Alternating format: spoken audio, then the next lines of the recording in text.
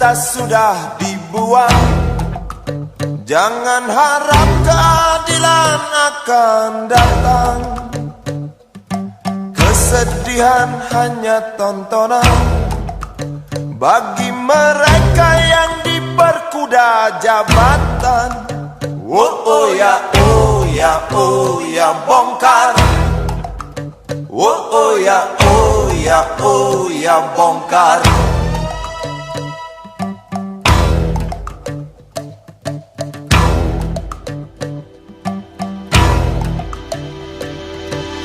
Sabar, sabar, sabar dan tunggu.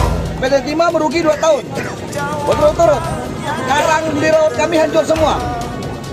Emang negara nggak rugi? Yang rugi siapa? Negara. Harus ke jalan, robohkan setan yang berdiri mengangkang. Oh ya, oh ya, oh ya, bongkar. Oh ya, oh ya, oh ya, bongkar. Oh ya. Emosi Bapak dengan saya sama, tapi kan saya kan legislatif, Pak. Kan nggak bisa melakukan tindakan secara langsung. Kami akan mempelajari semua dokumen perizinan yang ada, ya, proses penerbitannya. Senin, 5 April 2021. Ratusan nelayan Bangka melakukan aksi unjuk rasa di depan kantor pusat PT Timah. Aksi yang tepat dilakukan sehari sebelum pelaksanaan RUPS ini diharapkan dapat menyita perhatian pengambil kebijakan di negeri ini untuk mempertimbangkan kembali nasib nelayan yang selalu terpinggirkan manakala berhadapan dengan kepentingan pertambangan timah. Walaupun paham betul bahwa tuntutan mereka akan kembali diabaikan, namun nelayan tetap kekeh bertahan untuk setidaknya mempertegas penolakan mereka terhadap aktivitas penambangan timah yang sudah menggulingkan periuk nasi nelayan pesisir. Ancaman penyebaran virus COVID-19 yang muncul akibat kerumunan yang terjadi tidak lagi mereka pedulikan. Makanya itu kami tetap tuntutan kami akan sampai terpenuhi, baru kami akan bubar. Tentunya apa? Kami untuk pencabutan SPK, yang jelasnya itu jelas SPK-nya itu. SPK apa itu? PIP, KIP, semua? Itu kan kalau PT Timah kan bilang SPK-nya kan semua bisa bekerja. Ya kan? Karena PT Timah ini kan selalu turun di lapangan, mengadu domba. Mengadu domba apa? Antara orang darat dengan nelayan diadu domba. Karena minta izin dengan yang bukan pekerjaan nelayan atas gunung, otomatis kan setuju, otomatis kan akan perangan di masyarakat antara nelayan dengan badan usaha nelayan. Demikian juga dengan larangan menggelar unjuk rasa melampaui jam 6 sore sudah tidak lagi mereka indahkan. Seolah para nelayan ini ingin menunjukkan rasa frustasi yang sudah melampaui batas. Sementara, tidak ada satupun pengambil kebijakan di PT Timah yang keluar menemui pengunjuk rasa dengan dalih sedang berada di Jakarta untuk mengikuti rapat umum pemegang saham. Nelayan tetaplah nelayan.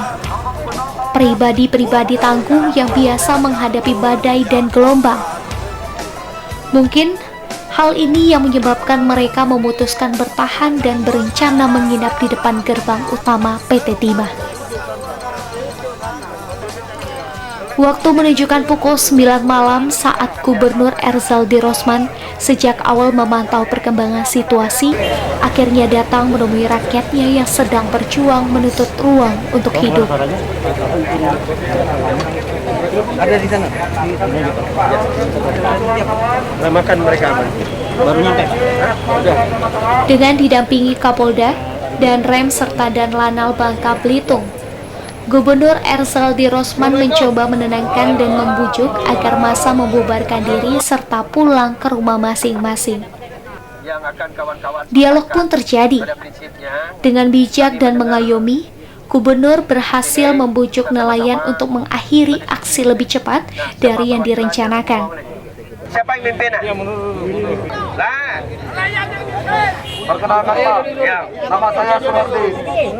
Saya, kalau tenang kawan-kawan, kita di sini bukan cari masalah, kita mau menyelesaikan masalah. Ingat kawan-kawan, ya, kepada Bapak Gubernur yang sangat kami hormati, perkenalkan tadi nama saya Ngikil atau Suhardi. Saya Ketua Aliansi dari Matras sampai Besaren. Bapak mungkin juga udah pernah datang ke Matras. Sekarang kapal di wilayah kami itu makin bertambah Pak. Sekarang sudah mulai memasuk ke wilayah Bedukang, Tueng. Cabut SK-nya Pak. Juga itu panitia-panitia di KIP itu ditindak Pak. Dari Matras sampai Besaren Pak. Sangat kami apresiasi kepada Bapak Gubernur bersedia untuk berbicara langsung di hadapan kawan-kawan masyarakat nelayan langsung ini Pak. Terima kasih. Mohon Bapak Gubernur dan Bapak Kapolda mengeluarkan rekomendasi untuk penghentian ataupun pencabutan SPK di kawasan-kawasan yang sering terjadi konflik. Kami tidak menuntut untuk dicabut SPK di keseluruhan, tapi kami menuntut di daerah-daerah yang sering terjadi konflik. Tak yakin lagi ku menyadap benar ku bentai benar. Cuma tolong ku, karena dia segala orang enggak benar. Kita dia pacak nyelesai ni dalam semalam. Barang ni yang matras ni lah asal kulah 6 bulan ku. DPR RI pun lah datang. Bukan berarti gale-gale ni diserahkan kepada gubernur. Kita nak sama-sama. Yakin baik Pak. Yakin kalau Bapak konsisten ke omongan Bapak. Kalau kau dia konsisten kayak kau dia datang hari ini. Kalau kau dia konsisten kau dia datang hari ini. Dan kau dia ngajak Pak Kapolda ke Pak Danrem gale-gale Pak Dananal gale-gale ke sini. Mohon maaf. Pulang dengan tertib. Jangan gurek sebelum makan dulu. Lade nasi bungkus. Tolong kau berdua tadi 4 penyusup ngikut kau ke warung kopi sebentar. Kek bapak ni tadi sama kan? Kelabat dalam Kek mana yang tadi pakai batik tadi orang Bangka Selatan ya? Siapa nama? Johnny. Bukan di sini. Dengan tertib, ratusan nelayan ini akhirnya membubarkan diri. Lalu, apa yang sebetulnya memicu aksi nelayan ini? Mengapa mereka bisa sampai sedemikian frustasi dan marah? Mari kita review apa yang sebenarnya telah terjadi.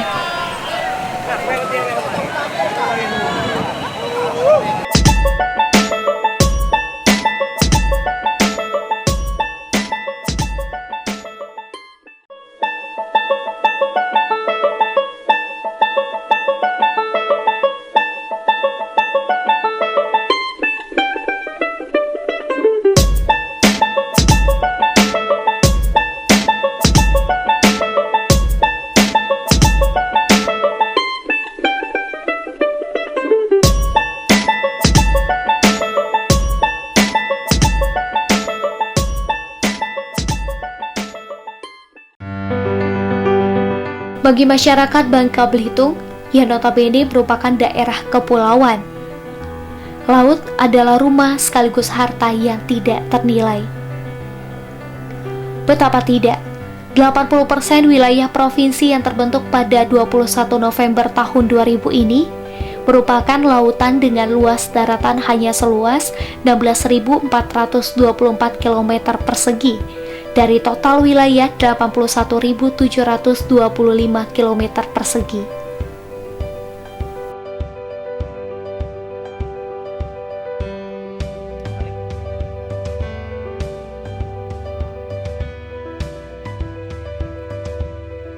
Celakanya, hampir seluruh wilayah Laut Bangka Belitung merupakan wilayah izin usaha pertambangan atau IUP Timah, baik milik mantan BUMN PT Timah dan sebagian lagi milik perusahaan timah swasta serta Pemda.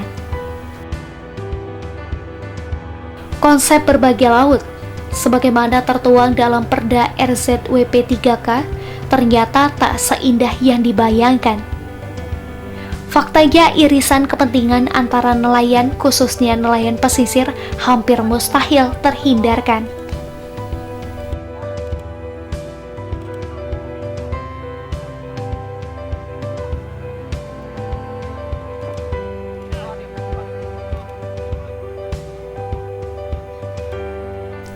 Beginilah gambarannya.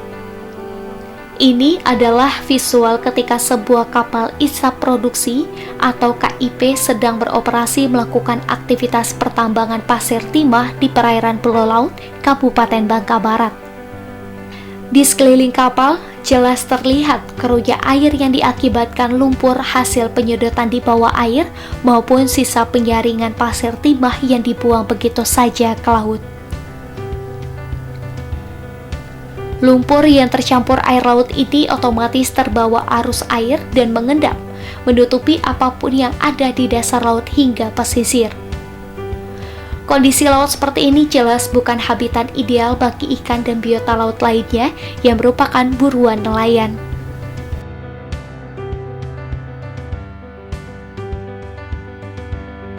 Sekarang ikan dari laut, kapal di laut, kita nangkap di tepi. Kira sendiri istilah kan, kita tahu sendiri kan. Belum ada kapal ISAP, kalau kita ngejaring rajung biasanya belasan kilo, sekarang paling banyak 3 kilo, 4 kilo. Begitupun orang yang bagian jaring ikan. Sebelum ada kapal ISAP 200, 300 kilo, sekarang cari 5 kilo aja susah. Wah, sangat menyedihkan, Mbak. Sangat menyedihkan sekali. Tuh waktu tempo hari nih, semua nih di laut desa Belo Laut ini umumnya sudah lubang-lubang semua tuh. Ya nama perusahaan kan segala cara. Artinya ini tidak pernah disetujui masyarakat nelayan di sini? Tidak pernah setujui, khususnya masyarakat nelayan maupun orang darat. Silakan masyarakat, ini kan punya laut sama-sama. Bukannya nelayan istilah. Itu semua menolak semua, Bang, ya? Menolak. Untuk menyetujui, enggak, 100% enggak deh. Kalau nak mencari kerja lain, sekolah aja tamat SD. Kalau nak cari gawe kantor, nak sekolah, nak paling enggak SMA. Keluarga Bapak berapa orang, Pak? Anak? Anak 2, 4 orang. Masih sekolah anak, Pak? 1 yang masih sekolah, kelas 1 SMP. Yang 2 tamat STM, yang tua. Terus dengan situasi seperti ini untuk menghidupi keluarga seperti apa, Pak? Sangat-sangat susah. Lihatlah tatapan kosong Sony, salah satu nelayan Pulau Laut yang terdampak oleh aktivitas KIP di kawasan ini. Ada kesedihan, marah, dan rasa frustasi yang terpancar jelas di sana.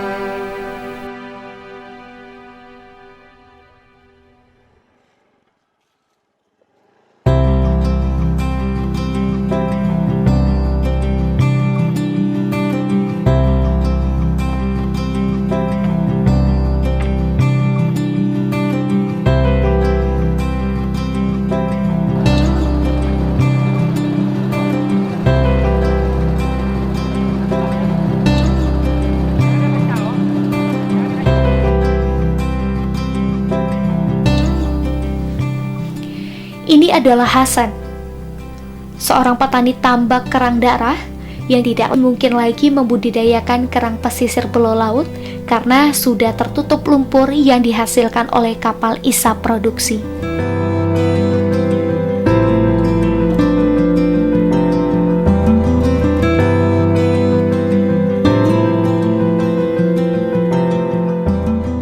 Lumpur dari kapal kotor macam ni.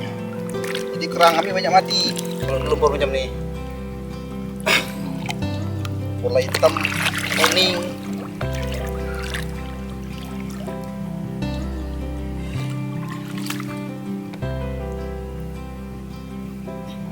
Namanya Bang siapa, Bang? Bang Hasan. Hasan. Bang, di sini dulu tempat apa ya, Bang? Tambak kerang. Tambak kerang. Ada berapa banyak, Bang, tambak kerang di sini? Tambak kerang di sini sekitar 10 hektar. Itu biasanya dulu 10 hektar itu menghasilkan berapa? Kalau ada yang itu kan tambak masing-masing 1 hektar 1 orang. Kadang-kadang yang 1 hektar tuh ada ada yang 5 ton, rata-rata 5 ton, 4 ton nanam bibit, nabar bibit. Hasil tuh ada yang 12 ton, ada yang 7 ton, tergantung rezeki lah. Cuma yang pasti ya kami petani kerang di sini sangat merasa berhasil dengan kerja nih. Kalau kan nggak seberapa. Kalau dirupiahkan sekitar berapa itu bang hasilnya itu bang? Kalau hasil itu harga kerang sekarang nih sampai 12.000 penampung beli ya. Jadi bisa ratusan juta kalau sekali panen. Berapa lama proses panen? Sekitar 5-6 bulan lah. 5-6 bulan panen bang. Sekarang kenapa berhenti bang? Karena ada kip nih. Sedangkan tongka pun lah siap, waring lah siap untuk pancang-pancang nih lah sudah pasang nih. Untuk tahun ini masang, bulan 1 nih mulai rencana masang. Tapi karena ada kip nih, tidak berani. Kenapa bang? Tahun kemarin aja ada kip daerah Sungai Baru, mati aja banyak. Apalagi ada dekat kayak gini. Jadi tidak mungkin lagi untuk budidaya kerang? Tidak mungkin lagi kalau untuk budidaya. Ada kompensasi tidak dari pihak KIP memang untuk kalau petani kerang? KIP yang sekarang sini tidak ada. Tidak ada bang? Tidak ada. Tidak ada sama sekali. Jangankan kompensasi, koordinasi ngomong pun tidak ada. Jadi apa yang diinginkan abang? Kalau bisa KIP ini berangkat di sini. Kalau ini pengen bertambah seperti semula lah. Ini dulu kondisi lautnya berlumpur bang? Lumpur tidak ada tebal. Kalau sekarang? Kalau sekarang lewat lutut sampai pukang. Mana lumpur jelek bau pula dia. Kalau dia kering hijau-hijau dia kayak ada lumut. Kalau dulu dah lumpurnya lembut. Jadi kita pakai tongka yang kayak perahu dari lumpur tuh bisa.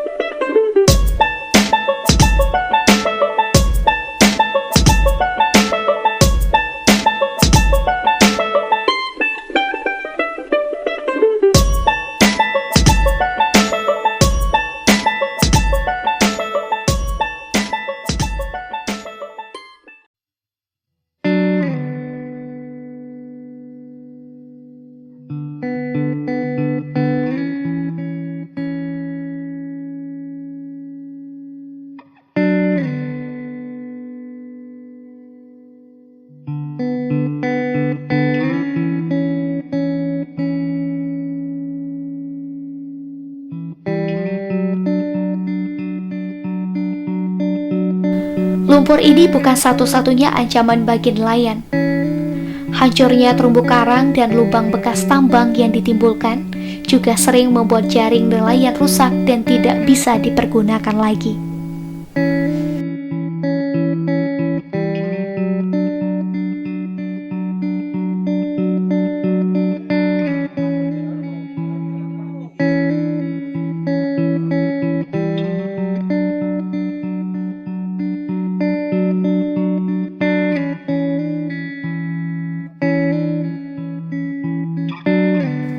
Misalnya umumnya kami nebar jaring tuh, kalau masuk kolong tuh nggak bisa dipakai lagi tuh pukat tuh.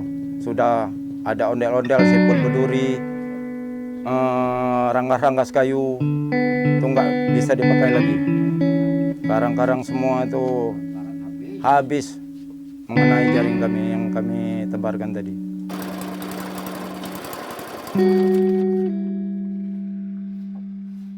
Hari ini tiba-tiba KIP masuk perairan Maklas langsung beroperasi sekitar jam 1 tadi kan. Pak pagi datang jam 1 sampai kan langsung beroperasi. Dilihat dari kawan di tempat nih, lihat kan langsung kawan tuh beritahu kawan yang di kampung langsung datang ke sini. Terus perwakilan nelayan ada yang datang ke KIP itu ngecek kan benar-benar beroperasi. Ternyata kapal itu beroperasi. KIP itu KIP Lembawai Due langsung beroperasi. Terus perwakilan nelayan yang lain lah tahu kumpul di Pantai Matras. Tadi rencananya nelayan-nelayan ini kan karena mungkin emosi lihat kapal masuk lagi. Kemarin kita sempat 9 kapal tapi balik ke air gantung, sekarang masuk lagi 1. Jadi emosi, nelayan emosi, rencana tadi mau serbu pakai perahu. ke sana, cuman tapi berhubung gelombang besar, angin juga kencang, jadi diurungkan sama nelayan.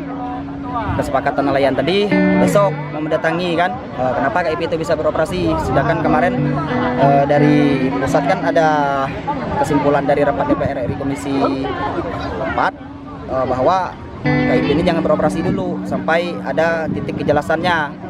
Kawan yang lain juga segera diberi informasi, yuk. Harap semua ini datang. Masa ini semua kita nelayan Pantai Matras nih. Kita lah berapa kali beri informasi, kita harus kompak. Nginap ya baca, kami kadang-kadang kami kalau ini kami ragu bangun dah besok, kami nginap di sini.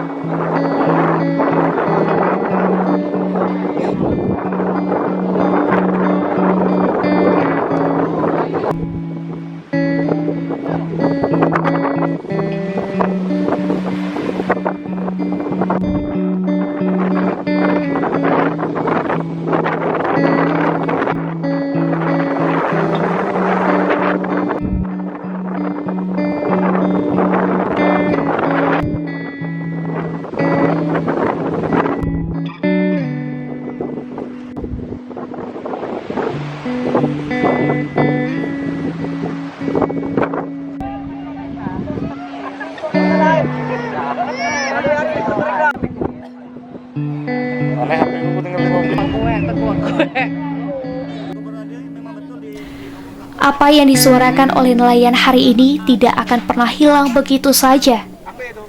Suara-suara ini adalah teriakan sekaligus doa di dalam ketidakberdayaan melawan situasi terjadi. Selalu ada rekam peristiwa yang selamanya akan tersimpan. Di sisi mana kita berdiri dan kepada siapa kita berpihak.